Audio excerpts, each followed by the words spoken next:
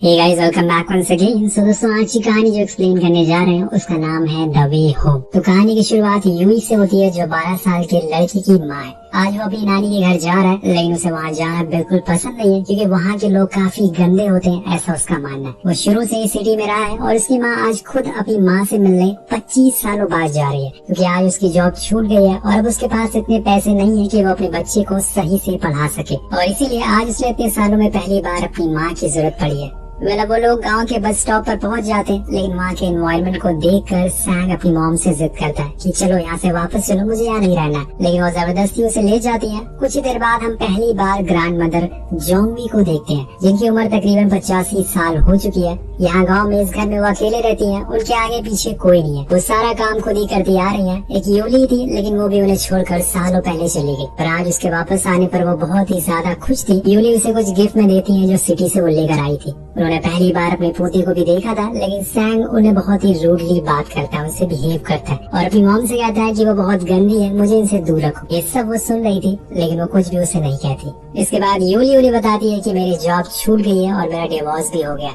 इसलिए कुछ दिनों के लिए मैं सैंग को आपके पास छोड़कर जा रही हूँ। कुछ दिनों के बाद मैं लौट आऊंगी। अब ये बोल के वहाँ से चली जाती है। सैंग वो बहुत रोता है और कहता है कि उसे यहाँ पर नहीं रहना, लेकिन उसकी मॉम फिर भी चली जाती है। मतलब यहाँ से आने वाले हैं कुछ ऐसे सीन जो शायद आपकी आंखों को नम कर देंगे। अब यहाँ नानी सैंग को इशारों में खाने के लिए पूछती है क्योंकि वो बोल नहीं सकती और उन्हें अब बहुत ही कम दिखाई भी देता है, लेकिन सैंग उनका मजाक बनाता है और वापस घर आ जाता है, जहाँ पर वो अपने वीडियो गेम्स को खेलने लगता है और रात में वही खाना खाकर सो जाता है जो उसकी मॉम लाई थी। अब आधी रात को वो सैंग को पोटी लगती है तो वो करने के लिए जाता है, लेकिन नानी उसके पास ही बैठी रहती है क्योंकि उन्हें उसकी फिक्र थी कहीं उसे डर न लग जाए। अगले दिन हम नानी को देखते हैं जो अपने कंधों पर बाल्टी टांग कर पानी भरने के लिए जा रही थी। वो पहले झुक कर चलती थी, लेकिन फिर भी मेहनत कर रही है। तभी बीच में उन्हें गाँव का लड़का मिलता है जो सैंग की उम्र का था। वो सैंग के पास आकर बैठ जाता है और उससे कहता है कि अगर तुम्हें मेरे साथ खेलना है तो तुम बता देना, लेकिन सैंग उसे धक्का दे देता है और वहाँ से जाने को कहता है। वो उसके डॉग को भी लात मार देता है तो वो लड़का बिना कुछ बोले वहाँ से चला जाता है। सैंग को शहर में रहने का घमंड हो गया था, यहाँ के लोगों को वो अपने से नीचा समझने लगा था। जिसके बाद सैंग पूरे दिन अकेले खेलता रहता है क्योंकि उसे यहाँ किसी के साथ रहना पसंद नहीं था। अब घर आने पर वो अपने खिलौने के साथ खेलता है और ऐसे ही सो जाता है। तब नानी भी उसके खिलौनों के साथ खेलना शुरू कर देती है क्योंकि उन्होंने ऐसा कुछ पहली बार देखा था, जिसे देखकर उसके अंदर भी बचपना जाग जाता है। अब वो सैंग को वो सारी साफ सफाई करती है, उसके कपड़े धुलती है, उसे नहलाती धुलाती है,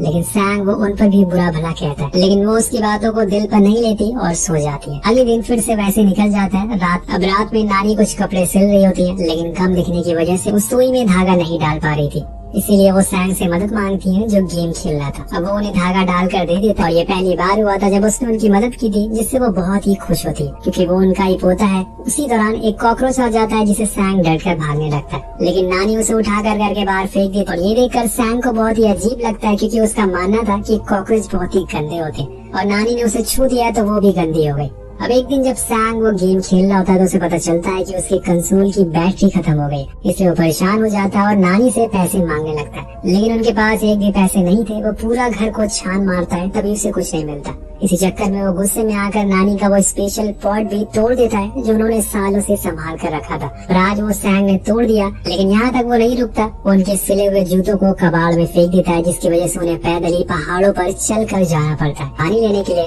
पर यहाँ सैंग को कैसे भी करके पैसे चाहिए थे, इसलिए वो देखता है कि नानी के पास एक चांदी की हेयर पिन है, तो जब सो रही होती है तो उन्हें वो चुरा लेता है और भागते हुए उसे ले जाकर मार्केट में बेचने की कोशिश करता है ताकि उसके बदले में वो अपनी बैटरीज खरीद सके। लेकिन उसे वो बैटरीज पूरे गांव में कहीं नहीं मिलती जो उसे गेम में लग सके, तो इसीलिए उदास होकर वो वापस आने लगता है। लेकिन यहाँ वो रास्ता भूल चुका था। वो बहुत कोशिश करता है रास्ता ढूंढने की, पर उसे घर जाने का रास्ता नहीं मिलता। वो वहीं खड़े होकर रोने लगता है, लेकिन तभी उसे वहाँ एक बूढ़ा आदमी मिलता है जो उसकी मदद करता है और उसे घर के रास्ते में छोड़ देता है।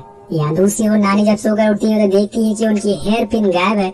वो उसे बहुत ढूंढती है, लेकिन वो कहीं नहीं मिलती, इसलिए वो एक पेड़ की झाड़ लगा लेती है और उसे काम चलाती है। इसके बाद वो सैंग को भी ढूंढती है, लेकिन वो भी कहीं दिखाई नहीं देता, तो वो फौरन बाहर जाती है तो देखती है कि वो दूसरी ओर से सैंग आ रहा है। अब वो उससे कुछ कह तो नहीं पाती, लेकिन उनके दिल में सैंग के लिए बहुत प्यार है और वो जाहिर नहीं कर पाती क्योंकि वो बोल नहीं सकती। वही सैंग वो उनके पीछे पीछे चुपचाप चलता रहता है। अब इतनी दूर जाने के बावजूद भी सैंग को बैटरीज नहीं मिली थी, जिस वजह से वो गुस्से में ही सो जाता है। लेकिन नानी को याद था कि उसने सुबह से कुछ खाया नहीं है, इसलिए वो उसके सर पर हाथ रखकर इशारे से कहती, बेटा तुमने कुछ खाया है? वो उसे चिल्लाते हुए कहता है कि मुझे जो खाना है वो आप नहीं बना सकती।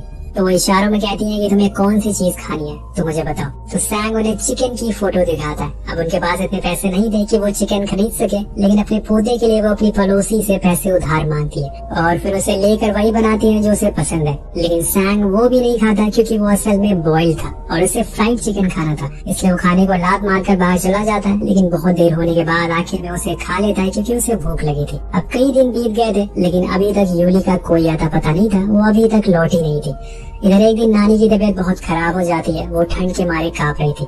तब सैंग उनकी केयर करता है, उन्हें खाना खिलाता है क्योंकि असल में वो था तो एक बच्चा ही, उसे नानी को तकलीफ में देखकर अच्छा नहीं लगता क्योंकि है तो वो उसकी नानी है। इसलिए वो उस दिन उनके पास ही बैठा रहता। तभी उसकी नजर उनके बालों पर पड़ती है जहाँ उसे लकड़ी दिखती है और उसे एहसास होता है कि उसने गलत किया चोरी करके। वो वापस उनकी वो हेयर पिन लगा देता है। अब इसके बाद वो उनके लिए खाने का इंतजाम कर देता है और खुद बाहर जाकर खेलने चला जाता है। आज उसे एक लड़की दिखाई देती है जो उसी की उम्र की है। वो उसे पूछता है कि क्या तुम मेरे साथ खेलोगे, लेकिन वो मना कर देती है क्योंकि उसने पहले ही उसका सामान तोड़ दिया था जो उसने बनाया था। लेकिन तोड़ने के बाद भी वो सॉरी नहीं बोलता और उसी समय हम उस लड़की को भी देखते हैं जिसका नाम है चैंगी। अब इसी दौरान उसके पीछे एक बुल पड़ जाता है। ये लड़की उसे ऊपर जाने को कहती है ताकि वो उस बुल को अपने पीछे छुड़ा सके। ये देखकर सैंग कहता है कि क्या वो तुम्हारा बॉयफ्रेंड है, तो लड़की कुछ जवाब नहीं देती तो वो घर वापस आ जाती। इसके बाद एक दिन नानी और सैंग वो कुछ पंपकिन्स लेकर सिटी जाने वाले होते हैं क्योंकि वहाँ उन्हें वो सेल करना था, इसलिए दोनों बस स्टॉप पर आ जाते हैं और फिर वहाँ से वो सिटी में घूमने लगते हैं। लेकिन सैंग यहाँ उनकी कोई मदद नहीं करता, सब कुछ उन्हें ही उठाना पड़ता है, यहाँ तक कि वो उन्हें अकेले छोड़कर चला जाता है। अब मार्केट में उसे एक जूते की शॉप दिखती है जहाँ उसे एक जूता बहुत पसंद आता है, लेकिन उसके पास पैसे नहीं थे कि वो उसे खरीद सके। तो वो वापस नानी के पास आ जाता है जहाँ वो देखता है कि उसके पंपकिन कोई खरीद नहीं रहा है और ये देखकर उसे बहुत बुरा लगता है। इसके बाद नानी उसे एक रेस्टोरेंट में ले जाती है जहाँ पर वो उसके सारे पसंदीदा खाने को खिलाती है, लेकिन इसमें उनके सारे पैसे खर्च हो जाते हैं। जब उनके सारे पैसे खर्च हो रहे थे तब उसे एहसास होता है कि उसकी नानी उसे कितना प्यार करती है। इससे रास्ते में आते समय उसे एक बैटरी की शॉप भी दिखती है, लेकिन वो अब जिद नहीं करता क्योंकि उनके पास पैसे नहीं है। अब वो लोग बस में चढ़ जाते हैं घर आने के लिए। तभी ड्राइवर नानी से कहता है कि आपको आपके दोस्त काफी दिनों से ढूंढ रही है, क्यों ना जाके आप उनसे एक बार मिल ले। तो वो जाने लगती है, पर जाते जाते वो सैंग से पूछती है कि तुम कुछ खाओगे, क्योंकि उनकी दोस्त की एक ग्रोसरी की शॉप थी। तो वो कहता है कि हाँ मुझे चोको पाई खाना है। अब नानी बोल तो नहीं पाती लेकिन उन्हें पढ़ना जरूर आता था, इसलिए रोड पर पड़े एक चोको पाई के रैपर को उठा लेती है और फिर उसे अपने दोस्त के पास ले जाती है जहाँ पे उन दोनों के बीच काफी बातें होती है। नानी उन्हें अपने पोते के बारे में बहुत सारी बातें बताती है कि वो बहुत ही अच्छा है, उसके अंदर बहुत मैनर्स है। तो उनकी दोस्त कहती है कि तुम उसके लिए कुछ ले जाओ। उस समय नानी उन्हें वो चोको पाई का रैपर देती है, जिससे कि उनके दोस्त उन्हें बहुत सारी चोकोस देती है, जिन्हें लेकर वो बस की ओर आने लगती है। लेकिन यहाँ वही लड़की एक बार फिर से सैंग को दिख जाती है।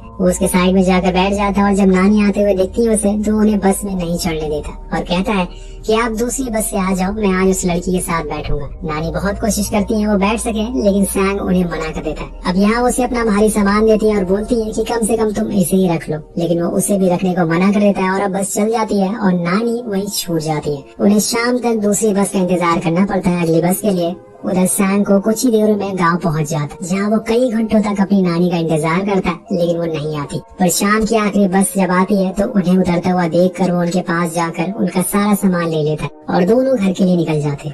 अगले दिन सैंग देखता है कि वही लड़की जो उसे उस दिन मिली थी वो उसके पड़ोस वाले लड़के से बात कर रही है, जिसे देखकर उसे थोड़ा जेलसी फील होती है और इसी कारण वो उस लड़के को परेशान करने के लिए झूठ बोल देता है कि देखो तुम्हारे पीछे बुल पड़ गया, जिससे वो भागने लगता है। लेकिन कुछ ही देर बाद असल में बुल उसके पीछे पड़ जाता है, जिससे कि सैंग का ये प्लान फेल हो जाता है और इसी चक्कर में उसका एक खिलौना भी टूट जाता है। अब उस रात फिर से सैंग नानी को आधी रात में जगाता है और उनसे कहता है कि उसे पॉटी करनी है। वो उसे अपने साथ ले जाती है, लेकिन बाहर तेज बारिश हो रही थी, इसलिए वो वहाँ से अंदर आ जाती है। लेकिन सैंग उन्हें वहीं बैठने को बोलता है, तो नानी वही बारिश में बैठी रहती है जब तक वो पॉटी ना कर ले। नेक्स्ट डे जब सैंग खेल रहा होता है तभी उसे वो लड़का दिखाई देता है जिसको उसे परेशान किया था। उसे देखकर सैंग को लगता है कि आज वो उसे मारेगा, छोड़ेगा नहीं, लेकिन ऐसा कुछ नहीं होता, बल्कि वो कुछ बोले उससे पहले ही सैंग वहाँ से भाग जाता है। लेकिन तभी बीच में उसे वही लड़की दिख जाती है जो उसे कहती है कि आओ हम लोग साथ में खेलते। लेकिन सैंग को जल्दी घर जाना था, इसलिए वो निकल जाता है। पर आज रात वो बहुत ही खुश था क्योंकि उसे अब उस लड़की के साथ खेलने का मौका मिल सकता है। अगले दिन वो सही से तैयार होता है और नानी से अपना हेयर कट करवाता है, लेकिन यहाँ वो उसका मनपसंद हेयर कट नहीं कर पाती, जिससे कि वो चिड़चिड़ा हो जाता है और उन्हीं पे चिल्लाने लगता है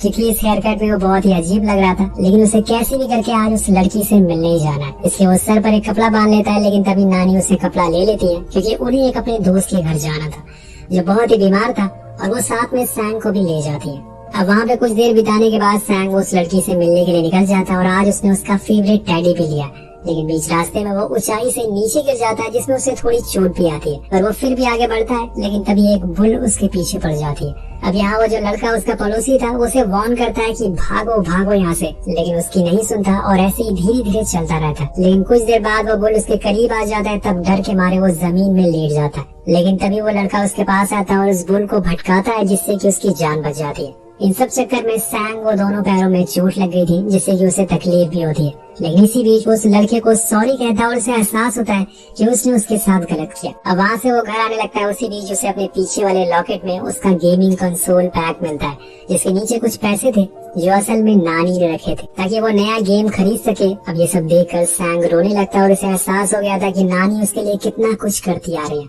उसने उन्हें बहुत तकलीफ दी, इसलिए वो भागते हुए घर की ओर आने लगता है। पर बीच में उसे नानी मिल जाती है, जिन्हें देखकर उसकी आंखों में आंसू आ जाते हैं। नानी को भी उसकी चोट देखकर बहुत बुरा लगता है, इसलिए उसे घर चलने को कहती है। उसी दौरान वो उसके मॉम का भेजा हुआ लेटर भी देती है, जिसमें लिखा था कि वह वापस आने वाली है सैंग को वापस लेने के लिए। अब इतने दिनों से नानी के साथ रहते हुए सैंग को समझ आ गया था कि उसकी मॉम से अच्छी उसकी नानी है, जो उसके लिए इतना सब कुछ कर रही है। इसलिए अब जितने भी दिन बचे हैं वो उनके साथ अच्छे से खेलते समय बिताता है। वो उन्हें कुछ चीजें लिखना सिखाता है और कहता है कि अगर आप लिखना सीख गई तो फिर आप मुझे लेटर लिख के बता सकती हैं कि आप क्या कर रही हो। अगर आप कुछ भी नहीं लिख पाई तो एक ब्लैंक लेटर मुझे सेंड कर देना, मैं समझ जाऊंगा कि आप बीमार हो। अब यहाँ नानी को सुई में धागा डालने में बहुत दिक्कत होती है, इसलिए सैंग उनके लिए एक्स्ट्रा बहुत सारी सुई में धागे डाल देता है ताकि वो आराम से अपना काम कर सके। कुछ देर बाद यूली आ जाती है सैंग को लेने के लिए, लेकिन यहाँ एक बार फिर से सैंग नानी की तरफ नहीं देखता। असल में वो उन्हें गुड बाय नहीं करना चाहता, वो हमेशा यही रहना चाहता है, लेकिन उसे वापस तो जाना ही पड़ेगा। इसलिए बस आने पे वो उस पे जाके बैठ जाता है। नानी विंडो पर खटखटाती है, शायद वो उसे कुछ कहना चाहती है, इसलिए वो नीचे उतरता है और उन्हें गले से लगा लेता है और फिर उन्हें कुछ पेपर्स देता है। तभी बस का हॉर्न बज जाता है और जाते समय वो नम आंखों से नानी को गुड बाय कहता है। उसे दूर जाते हुए देखकर वो रोने लगता है। ऐसा लगाव आज तक उसने कभी महसूस नहीं किया। क्या पता शायद आखिरी बार हो जो वो अपनी नानी को देख रहा हो और कभी उनसे मिल ना पाए। अब नानी जब उन पेपर्स को खोलती हैं तो असल में उसमें कुछ सिंबल बनाए हुए थे जो सैंग ने बनाए थे, जैसे कि I am sick, I miss you, I love you, ऐसे बहुत सारे थे। इसलिए सैंग ने उन्हें वो दे दिया ताकि जैसा भी वो फील करे वो उस लेटर के साथ सेंड कर सके। अब यहाँ सैंग चला जाता है और वापस नानी अपने घर लौट जाती है और जैसे पहले जिया करती थी वैसे ही जीना शुरू कर देती है। पता नहीं कब सैंग उनसे दोबारा मिलने के लिए आ पाएगा या फिर उसके आने से पहले नानी इस दुनिया को छोड़ देंगी, ये तो समय बताएगा। अगर आपको ये कहानी कैसी लगी, आपको इस कहानी से क्या सीख मिलती है, ये भी हमें कमेंट करके जरूर बताएगा। वीडियो पर एम करते हैं 400 कमेंट का, तो खूबसूरत कहानी का अंत यही होता है। मिलते हैं आपसे अगली वीडियो में। Peace out.